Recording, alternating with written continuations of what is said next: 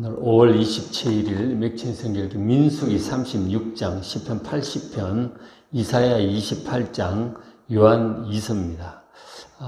새벽에는 이사야 28장 말씀 보고 기도하겠습니다. 앞에 이제 이사야부터 특별히 24장부터 27장까지 하나님께서 이제 앗수르를 통해서 온 세상을 심판하시는 그런 경고의 말씀들이 있었어요. 그 속에 당연히 북이스라엘과 남유다를 향한 경고의 말씀이 1차적으로 이제 포함이 되어 있죠.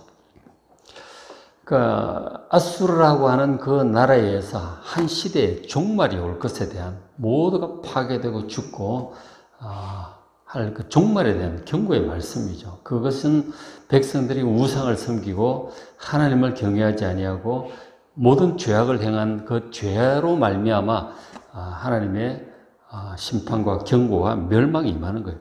그런 말씀을 들으면 정말 회개하고 하나님께 정말 살려달라고 구해야 되는 거예요. 그렇죠?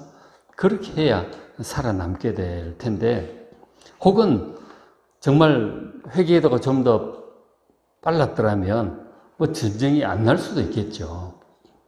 그렇게 될 텐데, 그런 하나님의 엄중한 그 경고의 말씀에 대해서 당시 백성들이 어떻게 반응했는지를 보여주고 있습니다. 특별히 이제 북이스라엘에 관한 그들의 태도를 볼 수가 있는데, 그게 이제 오늘 보실 이사야 28장 말씀이에요. 28장에 에브라임의 술 취한 자들의 교만한 면류관은 화 있을진자, 그렇게 말씀을 해요. 이 에브라임이라고 하는 것은 특별히 이제 북이스라엘을 가리키고 있는 것이죠. 이 북이스라엘의 술 취한 자들의 교만한 면류관, 면류관이라고 하는 말을 볼 때 이제 1차적으로 왕을 가리키고 왕과 함께하는 이제 지배자들, 지도자들을 가리키고 있는 거예요. 그런데 이 지도자들이 술에 취해 있고 교만합니다. 육신의 즐거움을 빠져 있고 그것을 추구하고 거기에 빠져 있는 거죠. 그리고 굉장히 교만하죠. 하나님께서 백성들을 하나님의 뜻을 따라 잘 가르치고 인도하라고 세운 이 지도자들이 술에 취해 있고 육신적인 향락에 빠져 있고 하나님 앞에 겸손하지 못하고 굉장히 교만합니다. 이런 자들을 향해서 하나님께서 지금 경고하고 계신 화 있을진저 경고하고 있습니다. 2절에 보라, 주께 있는 강하고 힘 있는 자, 바로 하나님의 이 심판의 몽둥이인 앗수르를 가리키고 있어요. 이 강하고 힘 있는 자가 백성들에게 다가올 것이다. 쏟아지는 우박처럼 올 것이고 파괴하는 광풍같이, 태풍 밀어닥칠 때 겁나잖아요.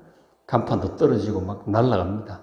그 광풍같이 혹은 큰 물이 넘침같이 막 홍수와 쓰나미가 넘침처럼 다가와서 그 손으로 그 면류관, 술 취한 자들의 교만한 이 면류관, 이것을 땅에 던져버릴 것이다 하는 거예요. 그래서 3절에 에브라임의 술 취한 자들의 교만한 면류관이 땅에 밟히게 될 것이다. 언제까지 그렇게 술에 취해서 세상 낙에 빠져서 교만하게 그렇게 할 것인가? 계속 그렇게 가면은 이 앗수르에 의해서 그 면류관이 땅에 던져져 밟힐 것이라고 경고하신 거예요. 이런 내용들이 이제 앞에 있는 그런 말씀들이었는데, 근데 이제 문제는 이 지배자들이 일하는데 특별히 하나님의 말씀을 전해서 백성을 바르게 인도해야 될 이 사람들, 7절에 제사장과 선지자들도 마찬가지였다 하는 거예요. 이 제사장은 하나님께 예배를 주관하는 사람이에요. 백성들의 죄를 가지고 예배를 주관하는 사람. 선지자는 하나님의 말씀을 전하는 자들입니다. 하나님의 말씀을 전해서 바른 길로 가게 해야 될 거 아니에요. 그런데 이 제사장과 선지자도 독주로 말미암아 옆걸음치고 포도주에 빠져 있어요. 역시 육신적인 낙을 동일하게 추구하고 아예 빠져 있는 거예요. 그 독주로 말미암아 비틀거립니다. 바른 길을 잘 가야 될 텐데.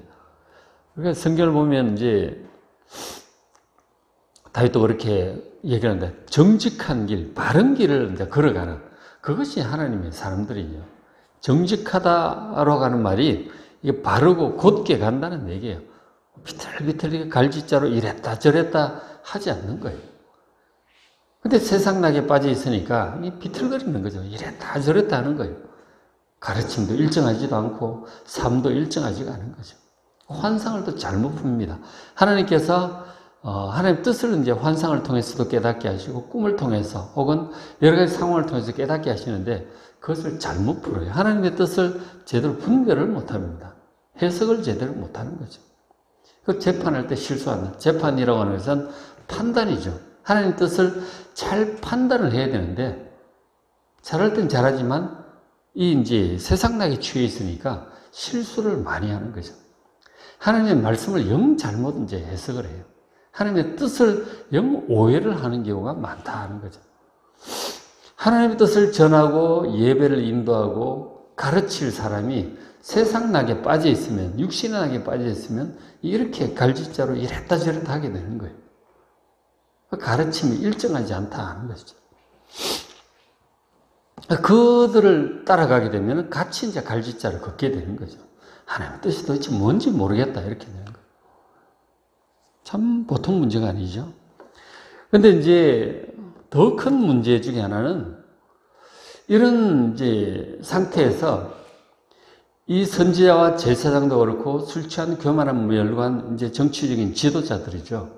이들이 이제 말하기를 그가 누구에게 지시를 하는 이 그라고 하는 게 뭐냐면 이 참된 하나님의 말씀을 전하고 있는 이사야 선지자나 북이스라엘의 호세아 선지자, 미가 선지자, 진실한 선지자들이죠. 이들에게 대한 반응이에요. 하나님의 말씀을 정말 바르게 전하고 있는 이사야, 미가, 호세아, 그 앞에 엘리야, 엘리사도 마찬가지죠. 그 하나님의 선지자들에게 어떻게 반응을 하느냐면 그가 누구에게 지식을 가르치며 누구에게 도를 전하여 깨닫게 하려는가. 참 지식, 참 도라고 이제 이것이 하나님의 뜻이라고 전하고 있는데 그것에 대해서 도대체 네가 누구에게 지식을 가르치고 도를 깨닫게 하려고 하는 것인가? 젖떨어져 품을 떠난 자들에게 하려는가? 지금 우리를 애들로 아느냐 하는 거죠. 우리도 알 거 다 안다. 우리를 젖먹이로 아느냐. 그런 거 우리도 다 알고 있다. 그렇게 반응을 하고 있는 것이죠. 그리고 더 나아가 10절에 대적 경계에 경계를 다하며 경계에 경계를 다하며 교훈에 교훈을 다하며 교훈에 교훈을 다하되 여기서도 조금 저기서도 조금 하는구나. 그렇게 반응을 해요. 네가 지금 하나님의 말씀이라고 전하고 있는데 경계하고 여기저기서 이런 경계 저런 경계 이런 교훈 저런 교훈 여기저기 따다가지고 편집해가지고 얘기하는 거 우리도 다 알고 있다. 다 누가 했던 얘기고 누가 했던 얘기 뻔한 얘기 아니냐. 지금 이 선지자가 전하는 이 말씀을 하나님의 엄중한 경고예요. 지금 아수르가 올 것이고 멸망이 코앞에 와 있다고 하는 엄중한 경고에 대해서 이런 반응을 보이고 있는 거죠. 그런 것들 우리도 다 알고 있다. 우리가 젖먹인 줄 아느냐. 여기저기 따다가 편집해서 그 하는 얘기들 우리도 다 알고 있다. 코웃음을 치는 것이죠. 그 10절에 경계의 경계를 저 말이 히브리 이제 원어를 읽어보면 차블라찹 카블라캅 제르샴 이제 그렇게 되어 있습니다. 이게 이제 말이 이제 놀리는 그런 말투, 내용은 저런 내용인데 얼레리 꼴레리 같은 그런 이제 놀리는 이제 그런 말투이기도 한 거죠. 선지자의 엄중한 이 경고, 회개하지 않으면 아수르가 올 것이고 교만한 멸류관의 땅에 던져질 것이고 온 땅에 이런 환란이 임할 거라고 경고를 하는데도 듣지도 않는 거죠. 오히려 저렇게 조롱하고 놀리고 있는 것입니다. 하나님의 이 경고를 이렇게 받아들이면 과연 어떻게 될까요?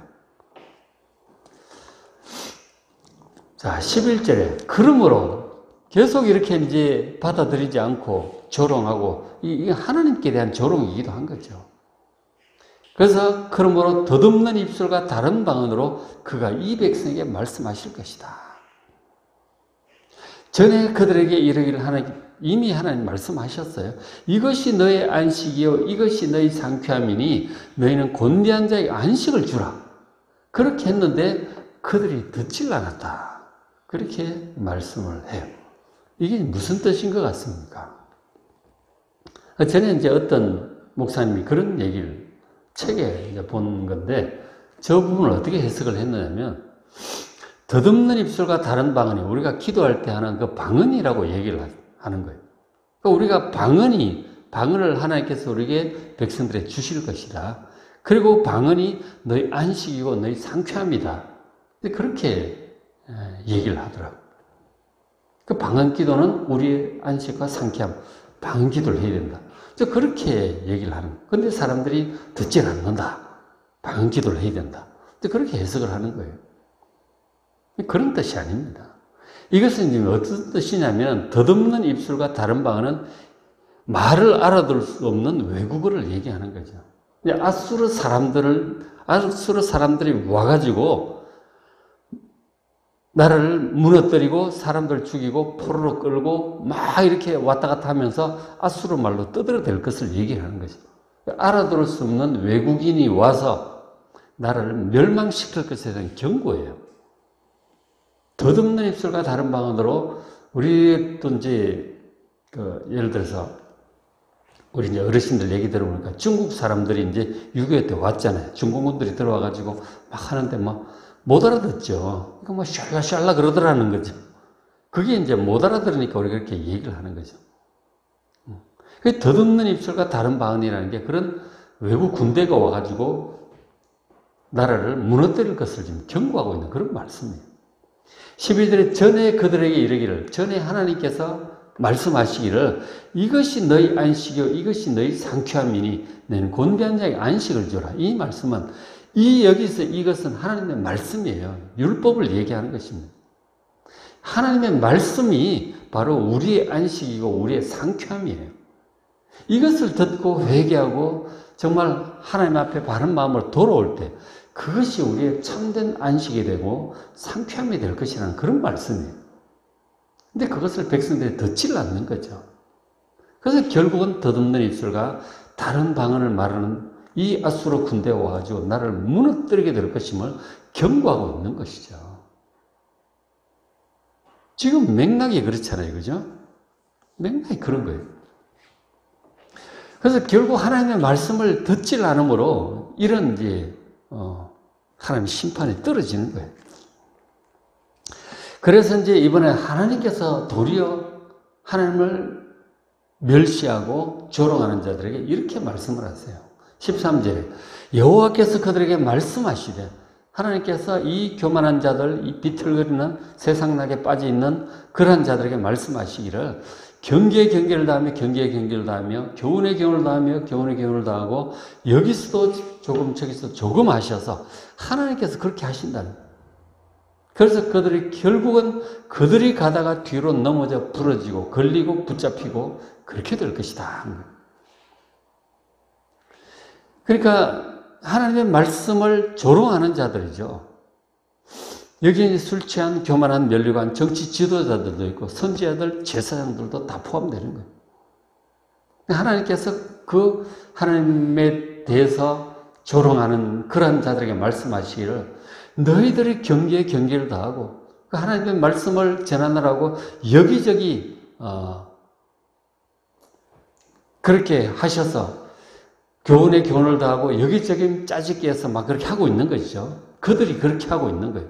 그렇게 해서 저 말은 그들이 그렇게 하고 있다는 뜻이기도 하고 더 나아가서 하나님께서 그들을 얼레리 꼴레리 조롱을 하시는 거예요.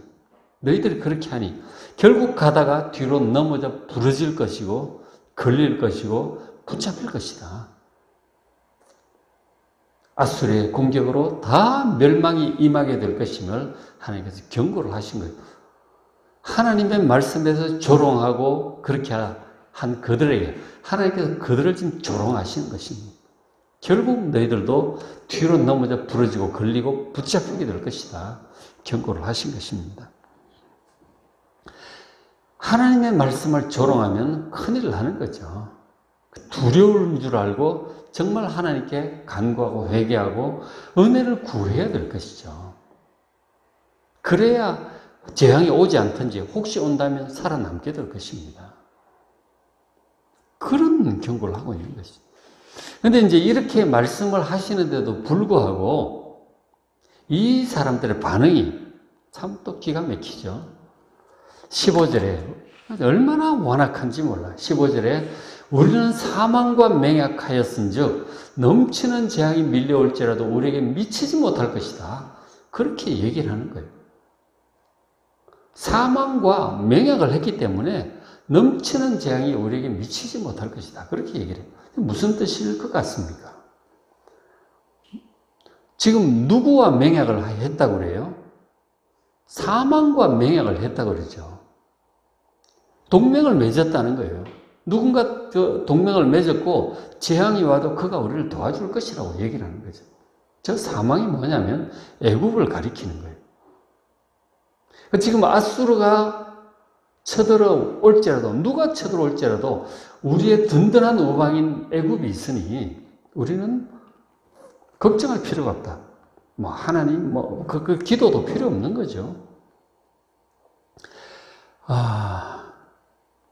저 애굽에 대한 경고의 말씀들은 이제 계속 얘기를 해요. 이사야서 보면 애굽을 다르게 어떻게 표현하고 있느냐면 갈대 지팡이라고도 표현을 해요. 이사야서 보면 너희가 저 애굽을 의지하느냐? 그러나 애굽은 갈대 지팡이와 같다. 갈대는 이제 우리나라 갈대보다는 조금 굵은 파피루스를 얘기를 하고 있습니다. 그 파피루스인데 그걸 나름대로 조금 의지를 해볼 수는 있는데 지팡이 삼아. 근데 너무 이제 심하게 의지를 하면은 그게 이제 부러지는 거죠. 그러면서 오히려 손에 찔린다. 그 애굽은 그런 갈대 지팡이와 같은 것이라고 믿을 게 못 된다고 그것을 믿지 말고 하나님을 믿으라고 경고하는 그런 말씀이 나와요. 애굽이 사실 의지가 될 것 같아서 의지를 하는데 그것은 사실 사망 세력이다 하는 거예요. 믿을 것이 못해. 오히려 애굽을 믿다가 죽는다 하는 것입니다. 그 얘기를 좀 하고 있는 것이죠. 그러니까 이 사람들이 사망과 맹약하였으니 애굽과 맹약하였은즉 넘치는 재앙이 아수르가 올지라도 우리에게 미치지 못할 것이다. 애굽을 믿고 있는 것이죠. 남유다 말기에 보면은 하나님을 제대로 믿지 않는 이 사람들이 하나님을 믿기보다 애굽을 믿는다든지 아수르를 믿는다든지 누구를 믿는다든지 그런 식으로 우왕좌왕합니다. 친애굽파, 친바벨론파 이러면서 우왕좌왕해요. 하나님 외에 믿고 있는 그 세력이 사실 사망 권세다 하는 거예요. 그것들 믿다가는 그렇게 이제 믿는다고 얘기를 하고 있는 것이죠. 그래서 이사야 선지자가 이렇게 탄식을 하면서 권면을 합니다. 16절에 그러므로 저희 여호와께서 같이 이르시되 하나님 말씀을 전하고 있는 것이죠. 보라, 내가 한 돌을 시온에 두어 기초를 삼았노니 시온에 하나님 계시는 이 성전에 있는 시온에 한 돌을 두었다 하는 거죠. 곧 시험한 돌, 귀하고 견고한 기초돌을 하나님께서 시온에 두셨다고 하네요. 그것을 믿는 자는 다급하게 되지 않을 것이다 하는 거예요. 시온에 있는 한 돌, 시험한 돌, 귀하고 견고한 기초돌이 뭘까요?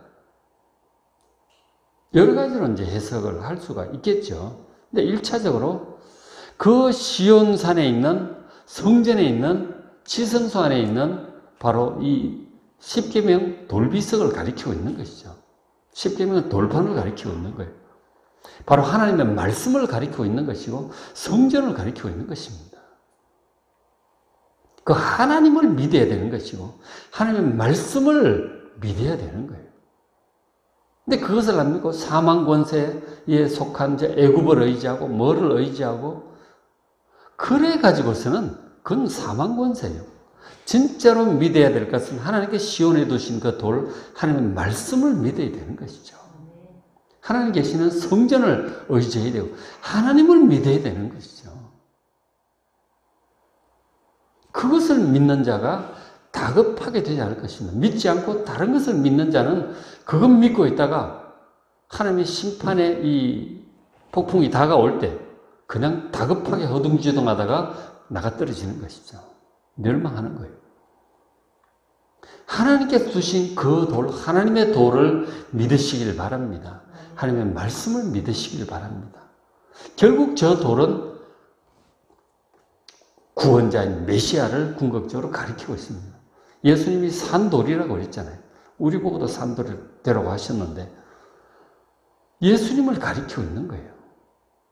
하나님께 속한 것들을 의지하고 하나님 말씀을 붙들고 하나님 붙들고 결국 우리의 구원자를 붙들고 나아가는 여러분 되시길 바랍니다. 하나님의 다른 것들은 이 세상적인 것들, 거기 물질이라든지 뭐 어떤 유력한 사람들이라든지 뭐 이런저런 것들이 있죠. 그런 것들은 사망 권세에 속한 것들이 될 수 있습니다. 그거 의지하다가도 오히려 손에 찔려 들어가는 수가 있는 거예요. 그렇죠? 하나님의 말씀을 전하고 있는 이사야 선지자의 안타까움, 하나님의 그 마음, 이런 것들을 우리가 이 28장에서 볼 수가 있잖아요. 과연 무엇을 의지하고 무엇을 믿어야 될 것인가? 하나님의 경고의 말씀을 참 가볍게 여기고 조롱하고 무시하다가 결국은 아수르에 의해서 완전히 북이스라엘도 무너지고 남유다도 크게 고생을 하게 되죠. 다행히 히스기야 왕이 믿음이 좋아가지고 하나님께 기도함으로 그야말로 한돌 시험한 돌 귀하고 견고한 기초돌 하나님 말씀 하나님을 믿음으로 위기를 극복할 수 있었잖아요. 과연 무엇을 믿어야 될 것인가? 말씀을 통해서 깊이 생각하고 오직 하나님만 의지하는 여러분 되시기를 주의 이름으로 축복합니다. 자, 오늘 맥신 생길 민수기 36장, 시편 80편, 이사야 28장, 요한 2서 말씀 잘 읽으시고 은혜 많이 받으시기 바랍니다.